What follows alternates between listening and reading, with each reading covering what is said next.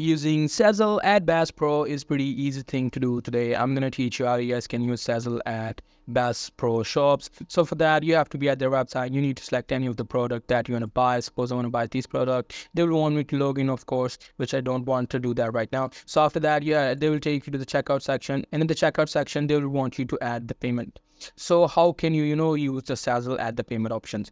So for that, let me tell you one thing. These are the payment methods that are accepted by Bass Pro, which include Visa card, MasterCard, Discover, American Express. So it does not include Sezzle. So how can you pay that? So for that, you need to have a Sezzle's virtual or the normal Visa or MasterCard. This is how the MasterCard looks like. You can also use the virtual card as well. So you just need to go to the Sezzle app, and in the app, you can easily go to the card section. And in the card section, you will easily be able to get a virtual card. This is how in the app it should look. You just need to put these cards information, your card number, your expiry date, and your CVV. So what it will do is it will, take the payment as a card option, and it will charge the money from your Sezzle account. So that's pretty much it. That's how you guys can use Sezzle at Bass Pro. Hope you guys find this video helpful.